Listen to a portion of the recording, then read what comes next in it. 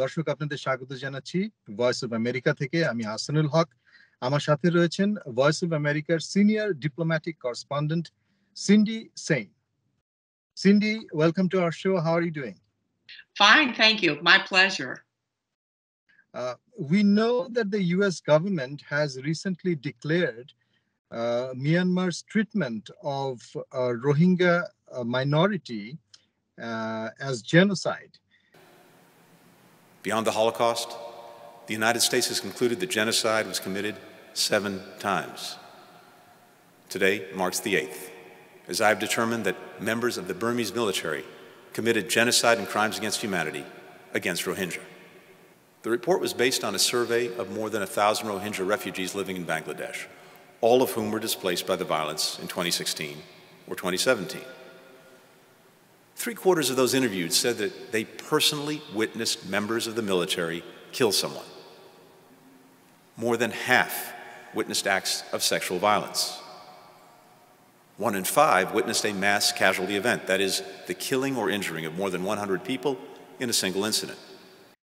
We know that in 2017, August 2017, there was a military operation against the Rohingyas in Myanmar.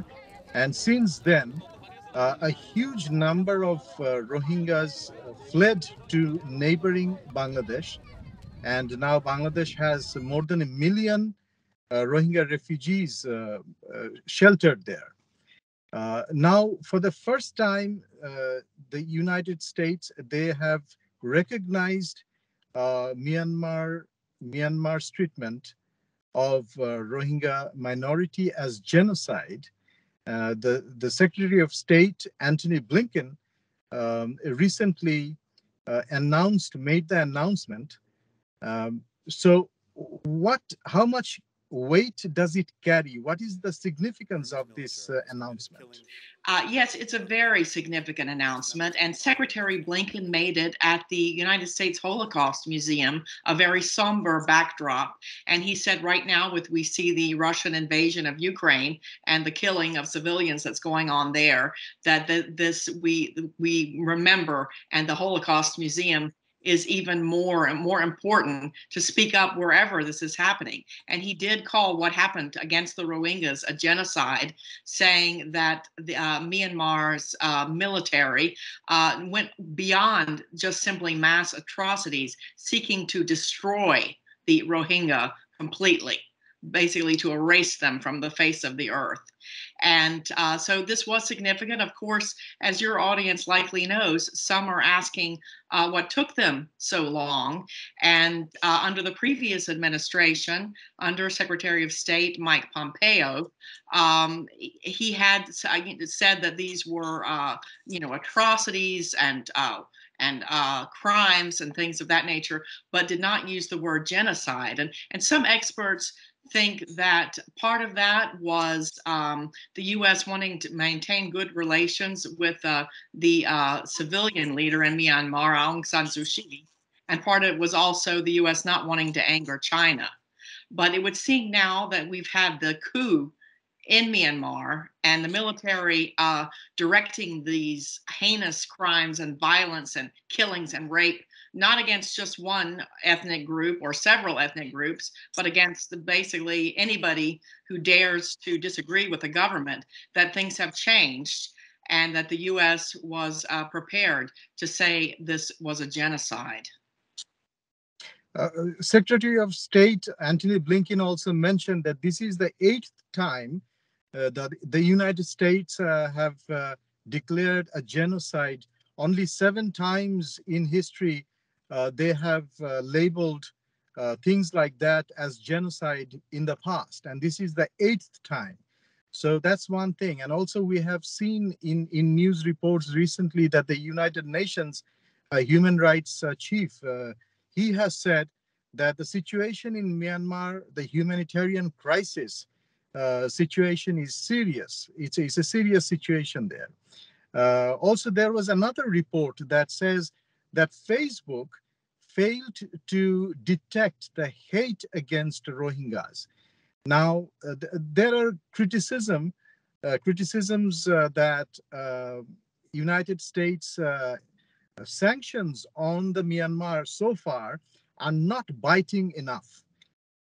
So, do you think the government, the administration, can have more strict or punitive measures on Myanmar in the light of this declaration?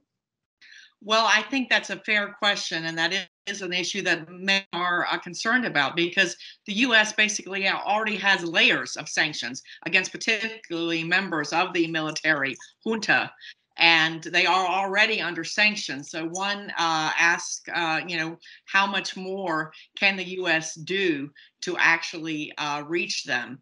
But as you say, and I know that people in Bangladesh who have taken in close to 1 million refugees, want this to be recognized internationally and to get some help with this matter. And Secretary Blinken did say the Gambia has brought a case at the International Court of Justice. And Blinken said that the U.S. would support that case. The U.S. has now carefully documented and will share some of that documentation, speaking to survivors who most of them had personally seen more than 100 people killed. So the U.S. is going to pass along that information and is also going to provide about $1 million of funding for these ongoing investigations. Bangladesh has been claiming that there was a genocide committed by the Myanmar military. And now Bangladesh has welcomed this declaration. But Bangladesh is obviously expecting more measures from not only the US, from other countries as well.